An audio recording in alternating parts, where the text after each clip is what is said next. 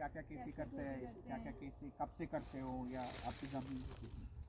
हम पिताजी को जब से हमने जाना है और देखा है तो वो खेती करते हैं, तो हमारा भी एक मन हुआ कि हम भी खेती करें, लेकिन कुछ हटकर करें।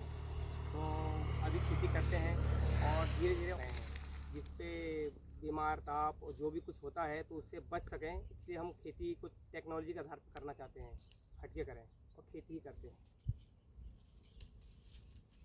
ये मेरा खेती आपके सीखे, आपके कब से खेती करने लगी है, क्या क्या खेती करते हैं आपने? ऑर्गेनिक सब छोड़ दो अभी, टिकाऊ खेती सब छोड़ दो। अपने खेती क्या क्या खेती करते हैं, क्या क्या आप ग्रो क्या क्या करते हैं, उसके बारे में बता दीजिए। मक्के की फसल, जिसमें पॉपकॉर्न भी आता है, और गेहूँ, जिसमें सारे गेहूँ और चने, प्याज, कंद वाली फसल में पोटाटो, आलू, ये सारी फसल करते हैं हम। जो जो सीज़न आता है, हम 12 ही महीने खेती करते हैं। सीज़न 12 महीने में 3 फसल निकालते हैं। तो आपके लिए ज़मीन बहुत महत्वपूर्ण होंगे, है ना? बहुत महत्वपूर्ण है। मतलब अगर ज़मीन तो नहीं- इतना क्लियर है हमको, ज़रूरी जितना हम अपने पिताजी को चाहते हैं उतना हम ज़मीन को चाहते हैं। सोच सकते हो कि हम कितने लाइक करते हैं ज़मीन को। और जब आप पहले खेती करते थे और अभी खेती करने में फ़र्क आ जाता है, ज़मीन पे बारिश में कुछ फ़र्क, क्या फ़र्क दिख जाता है आपको? बहुत अच्छा क्वेश्चन किया आपने।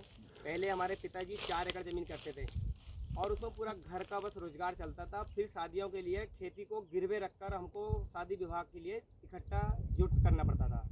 और हम जो खेती करते हैं तो बैल भी हैं पिताजी के साथ में, और हमारे लिए हमारा ट्रैक्टर है। तो टेक्नोलॉजी के आधार पे हम जो खेती करते हैं उससे 4 गुना मुनाफा होता है हमें।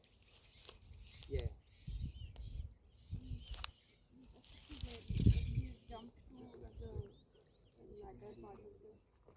ठीक है, अब हम ये जानना चाहते हैं कि पहले जब ये आप टेक्नोलॉजी और सस्टेनेबल एग्रीकल्चर, टिकाऊ खेती का आपको जब नहीं पता था, तो उससे पहले कैसे होता था और क्या क्या समस्याएं होती थी उसकी वजह से?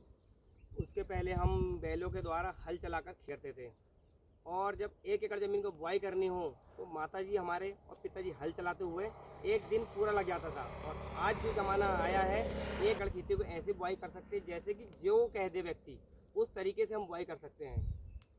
आज बहुत स्पीडली ज़माना आया है, तो इसके आधार पर चल रहे हैं। पहले के ज़माने में 1 एकड़ ज़मीन को बुआई करने के लिए 2 दिन से विचार विमर्श सलाह लेनी पड़ती थी कि किस प्रकार से बुआई करें। तो बहुत पिछड़ा था, और अभी हम बहुत आगे हैं ज़माने से। ठीक है, और आपको ये टिकाऊ खेती के बारे में कैसे पता चला?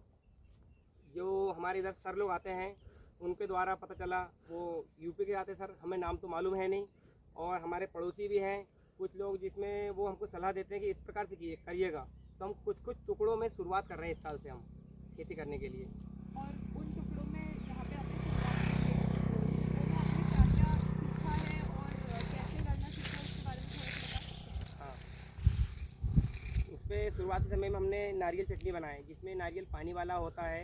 उसको ग्राइंड करने के बाद पानी में 10 से 15 दिन उसको पारदर्शी बोतल में रखकर उसको डिस्चार्ज, यानी कि डैमेज होता है वो, तो सड़ गल जाता है। तो उसके बाद उसको फिर फसल में स्प्रे करना है, पंप के माध्यम हो या तरल पदार्थ बिहाकर करें। और इसके बाद हमको कंडा पानी का बताया गया है, कंडे को भिंगाना है, उससे उसको भी 10 दिन बाद फिर उसे नलकूप जैसे पानी बहता है उसके द्वारा चलाना है, तो खेतों में वो चल जाता है जी। और ये टिकाऊ खेती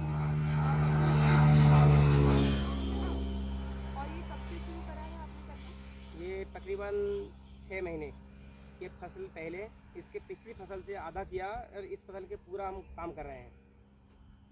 अच्छा, और उससे जो टिकाऊ खेती के आपको जो तरीके बताए गए, आपके जो जिन्होंने भी आपको सिखाया, जिन्होंने आपको ट्रेनिंग दिया, उन लोगों जब आपको ये इंट्रोड्यूस करा इन सब चीज़ों से, तो आपको कुछ अलग लगा कि हाँ ये अच्छा है? कैसा लगा उसको करके, यूज़ करके?